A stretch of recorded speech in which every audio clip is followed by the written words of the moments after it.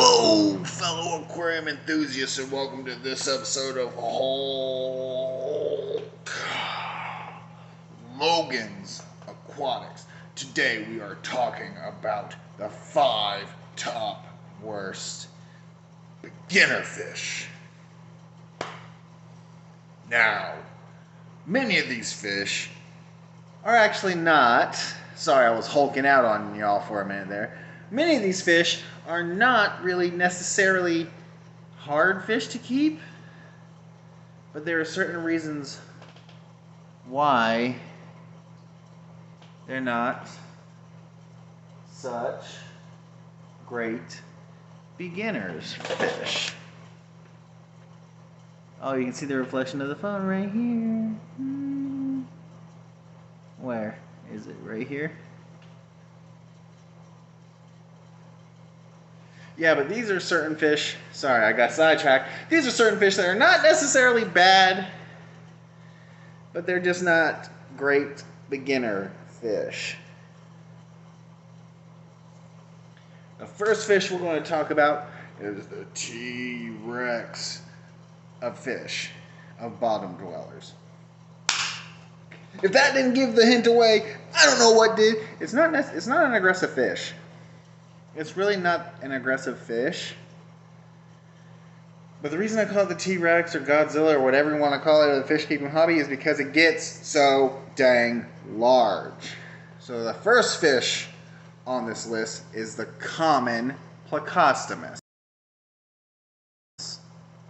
Alright, the common Pleco. The reason why it's such a hard fish to keep is not because it's necessarily hard to keep. It's just hard to keep buying aquariums big enough for it to grow to its full size, because they get massive. I've seen some reports of common plecos getting up to 24 inches long. Big fish! But what do big fish often do? Produce a large amount of waste. Plecos, yes, they are a cool fish, but they can produce a large amount of waste. Like, we had one common pleco in a 55. I kid you not, that thing was about a foot long, and it produced waste that was as long as its body. I was like, wow. So for a community aquarium, I would suggest going with the smaller pleco varieties. If you decide to get a pleco, go with a rubber lip pleco or a clown pleco, bristle nose pleco. Go with something smaller than the common pleco, and I promise you, you will not be disappointed.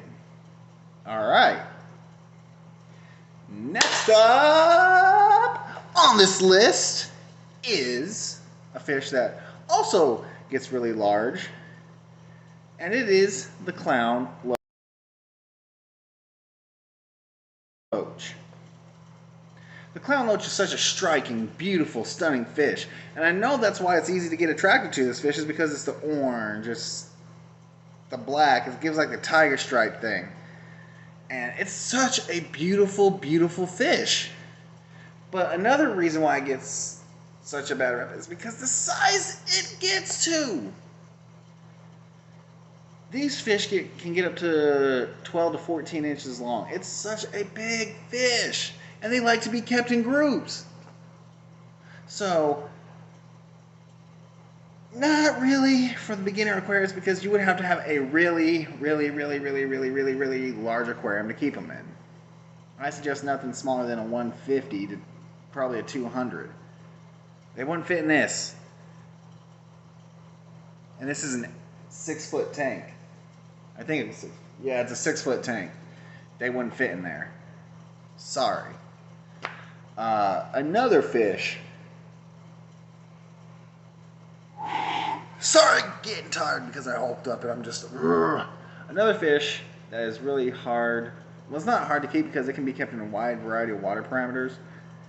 But it's not exactly a good beginner fish, and it's really easy to get attracted to this fish, is the Balla Shark. Look, I have 2 right in this aquarium. But you'll be like, Hulk Logan, why do you have them in your aquarium? Because I got a lot of space in here. It's a 6-foot by 18-inch tank. It's plus how tall it is. I mean, it's a large aquarium. But that's another reason why this fish is not such a good fish to keep, is because they get so dang large. They get huge. I've seen reports of 12 to 14 inches from a Balla Shark. I know we had one in a 55 that was 6.5, 7 inches long. And it was like this thick. It was a big fish. So it's easy. Let's see if we can get some footage of them. It's easy to get attracted to the Balla Shark because it's stunning. It's got the silver, the black. It's a really beautiful fish, and it's reflective. It's such a cool fish to have in your aquarium. Torpedo-shaped body. All in all, a beautiful fish to keep. But they just get so dang large and they prefer to be put in groups. That's why this fish is on this list. Now we're going to this fish smaller. Not so much of the big, large, beefy. Oh, great, I got a plant floating around in there. Not the big, large, beefy fish. But these are fish that are relatively smaller. They get 1 to 2 inches, maybe 2. The first fish in the smaller fish is the neon tetra. Sorry, I don't know why I did that. It was just kind of spazzing out there. No, it's the neon tetra. Now you're gonna be like, well, why is the neon tetra on here? It's such a pretty fish. It don't get that big. You know, you keep them in nano aquarium. Well, guess what? There's a reason why the neon tetra is actually on this list. Is because it's such a brittle fish. Now, I don't mean it's gonna break in half or any brittle. I mean, it's not a really healthy fish to begin with. I know they're striking with the neon blue and the red. Such a striking fish. But they are prone to so many health problems, it could end up being a disappointment. So that's why this fish is on this list. It's not because it's so huge. It's not because it's a brittle fish, and I say it should be intermediate to advanced Aquarius, and they are labeled as beginner fish at your big box stores. But they can be such brittle fish, and you can lose like 10 overnight due to bent spine, also known as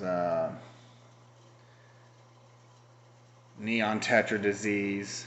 You can, just all in all, not great fish to keep because they have neon tetra disease, they have cotton mouth, they have all sorts of funguses and illnesses that they can get. So all in all, sadly, the neon tetra is on this list. And last but not least, I've owned this fish. I currently own this fish, and that is the tiger barb. Now, the reason the tiger barb is really on this list, and sadly, I do own this fish. I own 2 of the 5 fish on this list. Wow, you must be really kind of setting yourself up for failure, huh? No, the reason why the tiger barb is on this list is not because it's a bad fish, not because it's a hard fish to keep. It's just they are notorious fin nippers. They will nip. Like, you cannot put tiger barbs in with angelfish because it would nip their fins. You know, even though all these fish in here would probably kill a tiger barb, but especially these guys right here, the blood parrots. But seriously, tiger barbs are bullies. They are tank bullies. They're like a pit bull. They're like a chihuahua. They're more like a chihuahua because they don't get so big. They're like a chihuahua. They're little nippers. They will nip fins all the way down to there is nothing left of the fins. They can be really notorious fin nippers. They are best kept in schools of fast-moving fish and mostly just other barbs. But I actually have an experiment going. I know it's not really wise to do, but these tiger barbs are getting along fine with tetras. So I have 2 in with tetras, and they are doing just fine. I have X-ray tetras in there, Buenos Aires tetras, Serpes, and they're all getting along great. The tiger barbs ain't messing with nobody. So we're just going to see how that plays out as time goes on. But yeah, all in all, let's recap. Pleco, clown loach, Balla Shark, neon tetra, and last but not least, The oh so beautiful, wonderful tiger barb. So yeah, if you like this video, hit the thumbs up. If you didn't like this video, hit the thumbs down. Because Hulk will not smash you. No. If you don't like this video, hit the thumbs down. Tell me why you didn't like this video. Tell me why or how I can actually make my content more interactive for you, the viewers at home. So if you can, yeah, that's about it. Everybody, have a great rest of your day.